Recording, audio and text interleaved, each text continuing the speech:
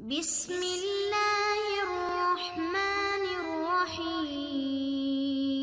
بسم اللہ الرحمن الرحیم۔ السلام علیکم عزیز طلبہ کرام، امید ہے آپ حضرات خیریت سے ہوں گے۔ آج ہمارا صحیح مسلم کا سبق نمبر 48 ہے، جس کا عنوان ہے باب حق اللہ تعالی علی العباد۔ آگے بڑھنے سے پہلے خلاصہ جات پر ایک نظر ڈالتے ہیں۔ گزشتہ سبق میں ہم نے ان نکات کے اوپر گفتگو کی تھی۔ آج کے سبق میں ہم اس عنوان کے تحت ان مذکورہ نکات کے اوپر بات کریں گے۔ تو چلتے ہیں سبق کی طرف۔ بسم اللہ الرحمن الرحیم۔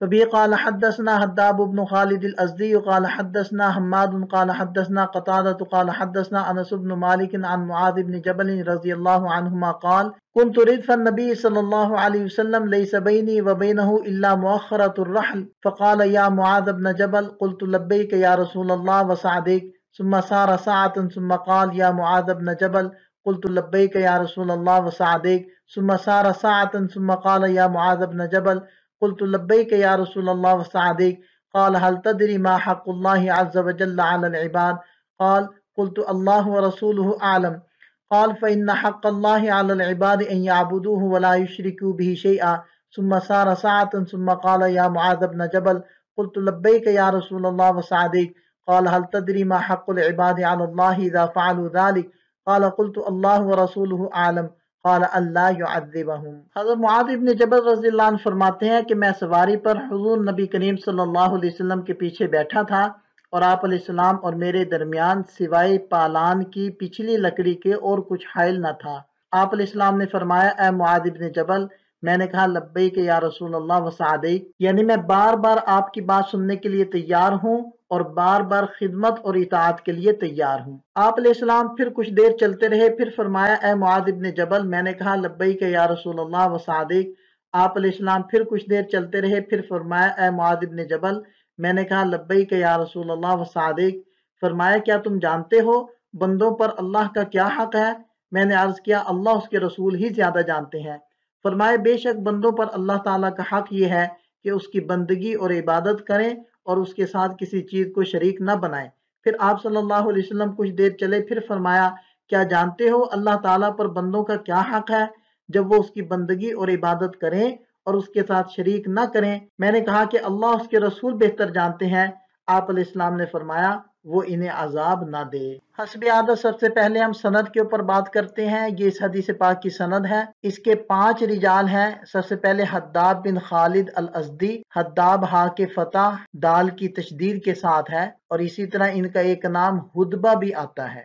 یہ ابن خالد بن الاسود القیسی الصوبانی ہے، ثقۃ عابد، ثقہ راوی ہیں۔ دوسرے راوی ہیں حمام بن یحییٰ العوزی ابو عبداللہ یا ابو بکر البصری، ثقہ راوی ہیں۔ اور تیسرے راوی ہیں قتادہ بن دعامہ السدوسی ابو الخطاب البصری، ثقۃ ثبت۔ اور چوتھے راوی ہیں حضرت انس بن مالک بن نضر رضی اللہ عنہ، ابو حمزہ، صحابی رسول ہیں، مشہور آپ علیہ السلام کے خادم ہیں، اور انہوں نے 100 سال سے زیادہ عمر پائی۔ 93 ہجری کے اندر ان کی وفات ہوئی۔ 5ویں راوی ہے حضرت معاذ بن جبل رضی اللہ عنہ بن عمر بن اوس الانصاری الخزرجی، ابو عبد الرحمن ان کی کنیت ہے، اور بدر کے اندر یہ شریک ہوئے اور شام کے اندر ان کی وفات ہوئی۔ اس سند کے لطائف کو ذکر کرتے ہیں۔ سب سے پہلی عمدگی تو یہ ہے کہ یہ امام مسلم رحمۃ اللہ علیہ کی خماسیات میں سے ہے، یعنی کہ 5 راوی ہیں امام مسلم رحمۃ اللہ علیہ اور نبی پاک صلی اللہ علیہ وسلم کے درمیان۔ دوسری عمدگی یہ ہے کہ امام مسلم رحمۃ اللہ علیہ کے شیخ یعنی استاد حداب کے نام سے مشہور ہیں، اور اسی طرح ہدبہ بھی ان کا نام ذکر کیا گیا ہے۔ علماء اس بات پر متفق ہیں کہ ان 2 لفظوں میں سے ایک ان کا نام ہے اور دوسرا ان کا لقب ہے۔ تیسری عمدگی ہے کہ اس کے رجال سارے کے سارے صحاح 6 کے رجال ہیں، سوائے امام مسلم رحمۃ اللہ علیہ کے استاد صاحب یعنی حداب بن خالد الازدی کے، کہ امام مسلم اور امام بخاری اور امام ابو داؤد رحمہم اللہ صرف یہ حضرات ان سے روایت کو نقل کرتے ہیں۔ چوتھا نقطہ اس میں یہ ہے کہ اس میں بصرہ کے راویوں کا تسلسل ہے، سوائے حضرت معاذ بن جبل رضی اللہ عنہ کے کہ یہ مدنی ہے اور پھر یہ شام کے اندر تشریف لے گئے تھے اور وہیں ان کی وفات ہوئی۔ اور 5ویں خوبی اس میں یہ ہے کہ اس میں ایک صحابی دوسرے صحابی سے روایت کرتے ہیں، کیونکہ یہ حضرت انس بن مالک رضی اللہ عنہ یہ بھی صحابی ہیں اور حضرت معاذ بن جبل رضی اللہ عنہ یہ بھی صحابی ہیں۔ اب ہم حدیث کی شرح کی طرف جاتے ہیں۔ حضرت معاذ بن جبل رضی اللہ عنہ کہتے ہیں کنت ردف النبی صلی اللہ علیہ وسلم، ردف اور ردیف یہ شہ سوار کے پیچھے بیٹھنے والے کو کہتے ہیں۔ یہ لفظ گھوڑے، گدھے وغیرہ کے لیے زیادہ استعمال ہوتا ہے، جیسے اونٹ پر دو سواروں کو زیادہ تر زمیل کہتے ہیں۔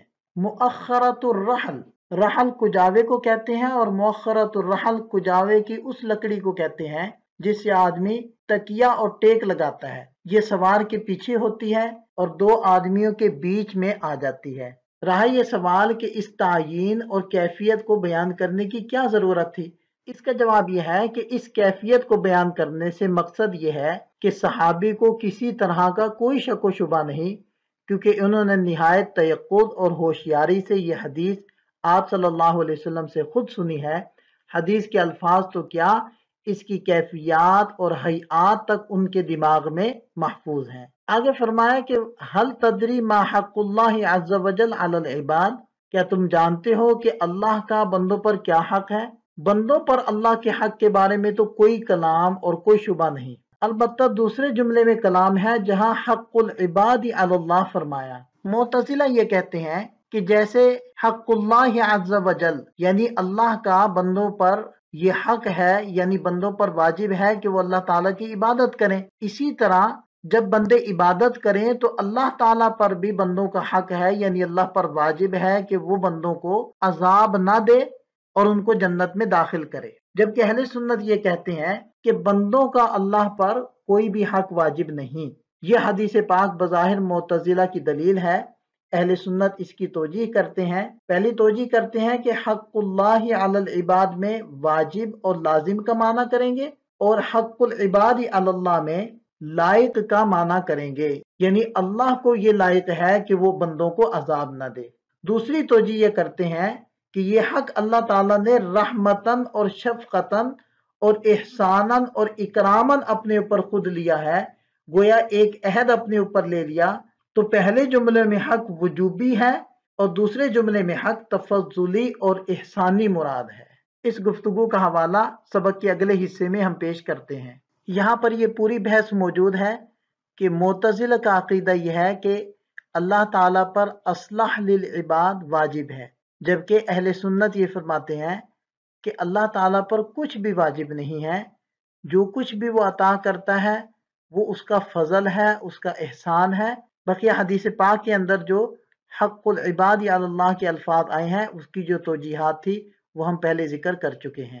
یہاں سے ان مسائل کا ذکر کیا جاتا ہے جن کے اس حدیث پاک سے تعلق ہے۔ سب سے پہلی بات تو یہ ہے کہ یہ حدیث متفق علیہ ہے۔ دوسرا مسئلہ اس کی تخریج کے بارے میں، امام مسلم رحمۃ اللہ علیہ نے کتاب الایمان میں اس کو نقل کیا، امام بخاری رحمۃ اللہ علیہ نے کتاب اللباس میں، اور اسی طرح کتاب الرقاق میں بھی اس کو ذکر کیا، اور امام احمد رحمہ اللہ نے، اسی طرح ابو عوانہ اور ابن حبان رحمہم اللہ، ان حضرات نے بھی اس حدیث پاک کو نقل کیا ہے۔ اس سلائیڈ کے اندر چند تنبیہات کو ذکر کیا جاتا ہے۔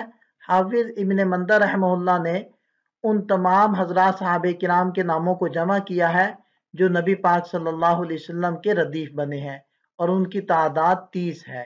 دوسری تنبیہ یہ ہے کہ لبیک یہ ان مصادر میں سے ہے جن کے فعل کو حذف کرنا واجب ہے، اور ان کا منصوب ہونا بھی ضروری ہے، اور حق تو یہ تھا کہ لبن لکا اس کو ہونا چاہیے تھا، لیکن لبن کی تثنیہ بنائی گئی اور پھر ہو گیا لبین، پھر لکا کے لام کو حذف کیا اور لبین کو مضاف کر دیا کاف ضمیر کی طرف، اور اضافت کی وجہ سے نون گر گیا تو یہ لبیک ہو گیا۔ اور یہ حدیث متفق علیہ ہے، اور دونوں حضرات ایک ہی شیخ سے اس حدیث کو روایت کرتے ہیں، یعنی حداد بن خالد رحمہ اللہ سے۔ امام مسلم رحمۃ اللہ علیہ اس راوی کا نام حداد بن خالد ذکر کرتے ہیں، جبکہ امام بخاری رحمہ اللہ حدبہ بن خالد نقل کرتے ہیں۔ تو ایک ان میں سے ان کا نام ہے اور دوسرا ان کا لقب ہے، اور یہ حدیث ان احادیث میں سے ہے جس کو امام بخاری رحمہ اللہ نے اپنی کتاب میں 3 جگہوں میں ذکر کیا ہے، ایک ہی شیخ سے اور ایک ہی سند سے، اور ایسی روایات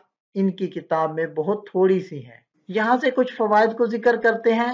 پہلا فائدہ تو یہ ہے کہ اس حدیث پاک میں اللہ تعالیٰ کا بندوں پر جو حق ہے اس کو بیان کیا گیا ہے، اور وہ حق یہ ہے کہ بندے اللہ کی عبادت کریں اور اس کے ساتھ کسی چیز کو شریک نہ ٹھہرائیں۔ اور بندوں کا اللہ پر جو حق ہے اس کو بیان کیا گیا، اور جیسے پہلے وضاحت کر دی گئی کہ اللہ نے اپنے اوپر فضل کی وجہ سے اور اپنے بندوں پر کرم اور نعمت کی وجہ سے ایک چیز کو اپنے اوپر لازم کیا ہے، ورنہ اللہ پر کچھ بھی واجب نہیں ہے، اور وہ یہ ہے کہ اللہ ایسے بندوں کو جنت میں داخل کرے گا اور ان کو عذاب نہیں دے گا۔ اور اس حدیث پاک سے یہ بھی پتہ چلتا ہے کہ اگر سواری میں طاقت ہو تو 2 افراد بھی اس کے اوپر سوار ہو سکتے ہیں۔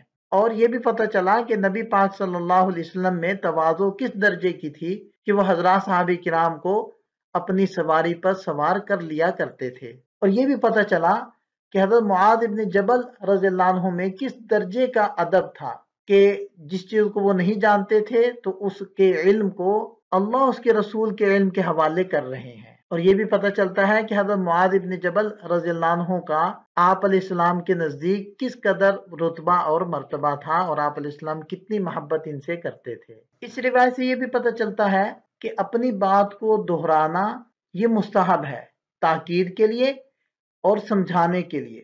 یہی نبی پاک صلی اللہ علیہ وسلم کا طریقہ تھا، جیسے کہ بخاری شریف میں یہ حدیث روایت کی گئی ہے کہ حضرت انس رضی اللہ عنہ نقل کرتے ہیں کہ آپ علیہ السلام جب بات کرتے تو اپنی بات کو 3 مرتبہ دہراتے تاکہ آپ علیہ السلام کی بات کو سمجھ لیا جائے، اور جب کسی قوم کے پاس آتے تو 3 مرتبہ ان کو سلام کرتے۔ اور اسے یہ بھی پتہ چلا کہ شیخ اپنے شاگرد سے کسی بھی حکم کے بارے میں پوچھے تاکہ اس کے اندر طلب پیدا ہو اور وہ متوجہ ہو، اور پھر شیخ اپنے شاگرد کو اس چیز کا علم دے دے، اس چیز کا حکم بیان کر دے۔